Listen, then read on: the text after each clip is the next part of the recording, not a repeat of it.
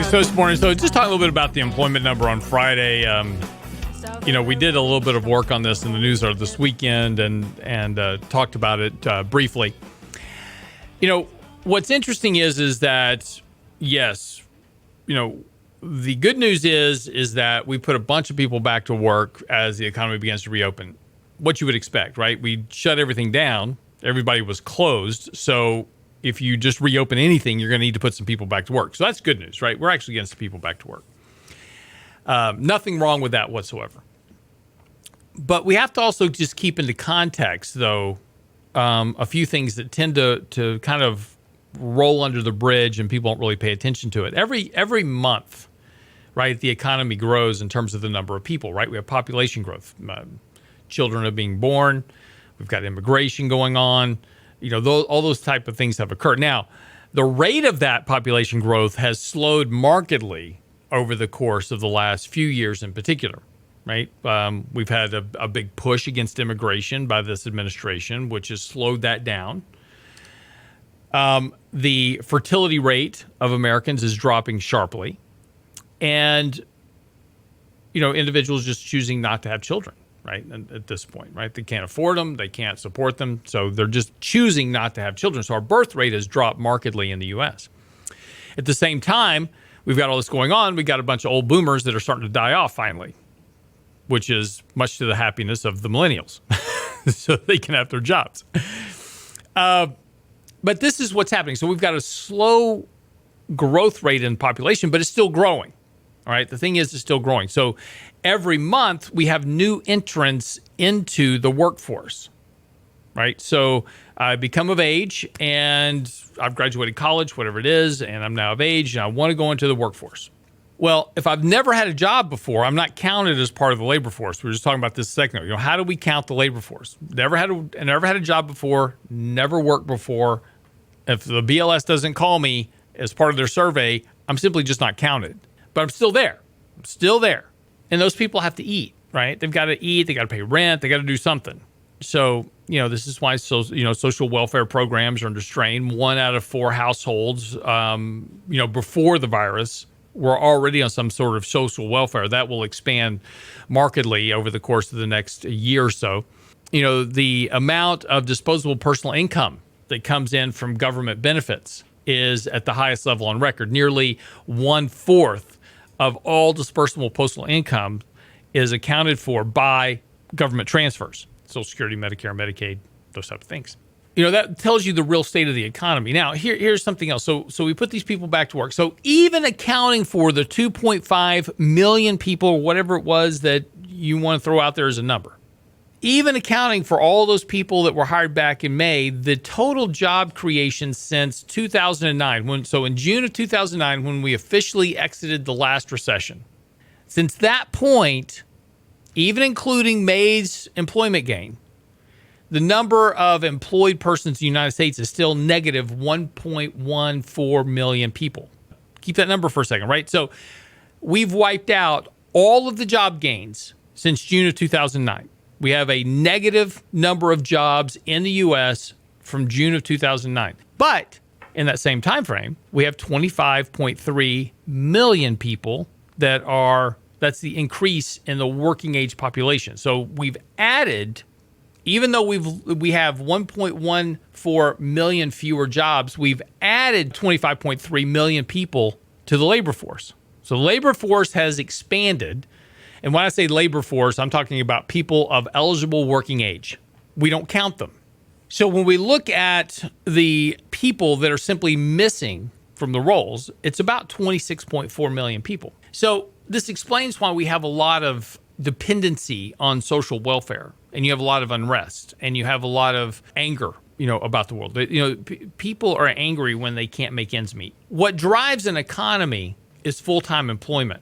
If I have a full-time job, I'm working 8 hours a day, 5 days a week, I'm making a good salary, I can buy a house, I can raise a family, I can, buy cars, I can do all the things that I need to do in order to be part of the 70% of the economy that's driven by personal consumption, right? So full-time employment is crucially important. Working 3 part-time jobs doesn't really fill the bill, so to speak. doesn't really get me to where I want to go in terms of being financially stable. But a full-time job, potentially with benefits, 401k plan, that's the golden ring right there. That's the thing that we want. On Friday, the number of full-time employees relative to the working age population was only 44.8% of the working age population. So well less than half of the population of working age is actually working full-time. That is a rate currently that is lower than any other recessionary point in history since we started tracking the data back to 1947. If I got that data back into the 30s and early 40s, probably similar levels back at that point during the Depression. But 44.8% of the population is working full-time. That is not enough to actually generate a stronger rate of economic growth. What we need is we need an economy growing at 2% or better in order to support economic growth. Below 2%, that 2% line was normally considered pre-recessionary prior to 2008. If you're growing at 2%, that's pre-recessionary. Above 2% is what they call escape velocity. That is where the economy is growing at a rate fast enough to absorb the working age population entrance, get them to work, create better economic prosperity for everybody. 2% or less, you're not doing the job. Coming out of this, because of the debt, the deficit, and government spending, you're probably looking at, and this is even according to the CBO's own projections, the Congressional Budget Office makes projections. I actually have this on an article on our website this morning talking about economic growth going forward. The Congressional Budget Office makes projections for the next decade based on the economic data. Their own projections suggest the economy is going to grow at somewhere around 1.5 to 1.8% over the next decade. That is well below escape velocity in order to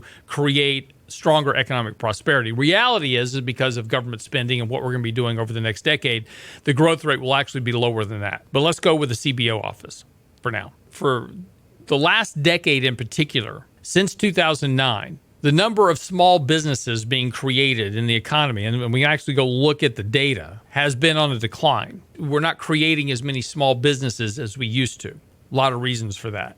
But just thinking about this for a second, in the month of May, when the economy was shut down, everybody's at home. How many small businesses, I just want you to think about this logically for a second. How many small businesses do you think were formed and organized during the month of May? 1, 10, 20, 50, 50,000, 100,000? I mean, a bunch of people sitting at home going, hey, I think I'm going to go out. I'm going to start a small business. I just lost my job.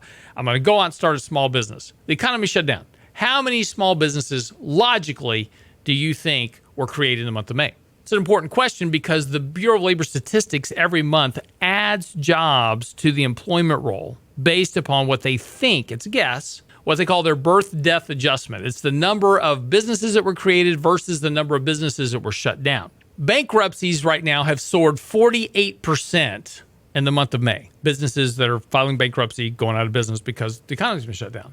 In the month of May, the Bureau of Labor Statistics added 345,000 employees to the roll under the assumption that new businesses were started in May. That is a record number. The Bureau of Labor Statistics is saying that in the month of May, individuals ran out and started a record number of businesses going back to 1990. More small businesses were created in the month of May than any other point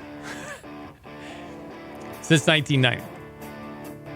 Now, this is the problem with the BLS and the employment numbers that we get. Look, we don't have anything else to go with, but even just a cursory glance and just a cursory review of the data shows that the BLS is rife with calculation errors, and they even admit them. We even admit, going back, the BLS is investigating why this miscalculation error continues to occur. Their words, not mine. But, we take the words as gospel anyway. All right, quick break. Come back, talk about the markets. Don't go away.